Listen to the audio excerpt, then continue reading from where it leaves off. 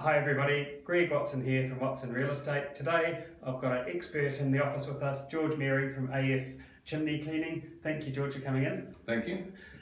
And one thing that we want to talk about today is that really it's coming up to a time of year where many owners or many homeowners think about their chimneys, don't they, when the weather changes? Yes, that's normally the time when people start to think proactive.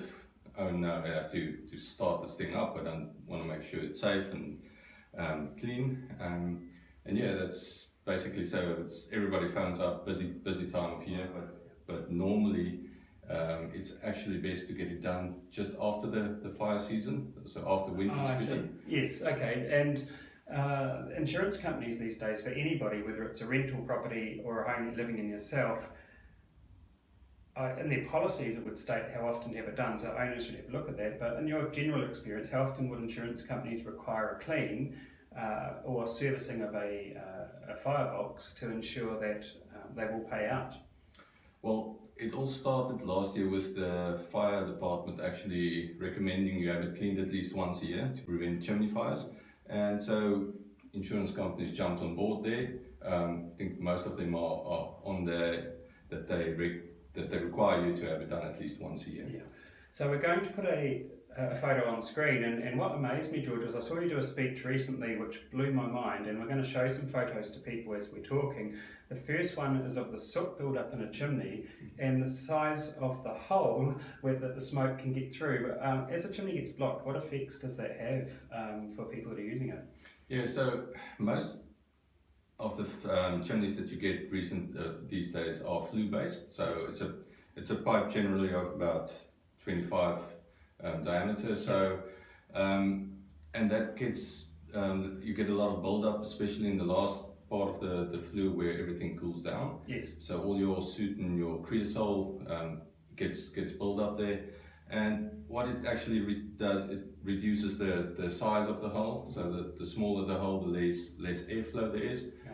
And so how fire works is it draws fire from the inside, and then it draws it out to the outside. So when you don't have a space, then the air can't flow.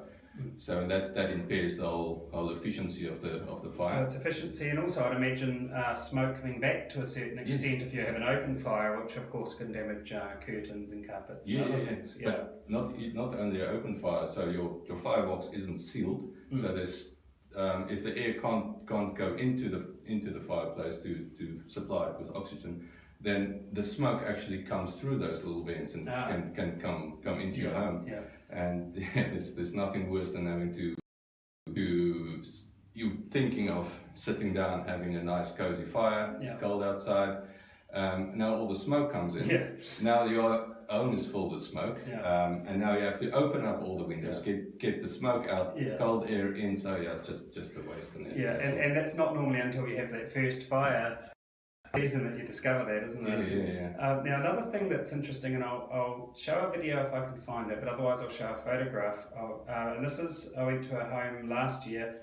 I heard something in a firebox. I opened it up and a bird flew out. So bird nests are something you come across. Yeah. Is that a risk? I mean, talking about things that can get into a chimney and fires, chimney fires, tell me a little bit about the sort of things that can cause danger. Okay, so first off, birds are little critters, so and they just love to nest in chimneys, and the flue-based ones especially. It's warm and it's safe against predators and everything, but what it does, it just blocks up the chimney. So you'll see a photo that I took of when I did the nesting there. But it's just the amount of stuff that they put in there. The sheer volume is amazing, isn't it? But so that blocks up the whole thing, so there's no airflow whatsoever. Yeah. And another thing is the grass actually that they put in there, it's flammable, so that catches fire, so that can cause a chimney fire. Probably one last thing to talk about is just about the types of firewood, which is something I didn't know, that certain types of firewood can block a chimney more than others. Yeah, so first off, what you generally want to do is you want to have drywood. And wood that is not high in sap quantity as well. Then stuff like gum is notorious for this sap quantity, and what that actually does is even well, first off, gum takes about 2 years to dry Wow. before you can actually use it. And even if it's dry, then it's got a very, very warm flame, very, very bright burning wood. But it that quantity is still in there, so that resinous type of thing that just builds up in the flue like crazy, and you get that little crystalline structure in the inside of the flue, and everything just sits in there, and people actually don't realize it, but sometimes you have to have your chimney cleaned more than once a year if you just burn those types of woods. Okay, so people would probably need to get advice on woods to burn. They can probably do that from providers, I would imagine, or and that sort of thing. We'll probably have to finish up for now, and I hope this has been really informative. George, thank you so much for coming in, and we look forward to working with you. George does a fantastic job. We recommend him highly for their work.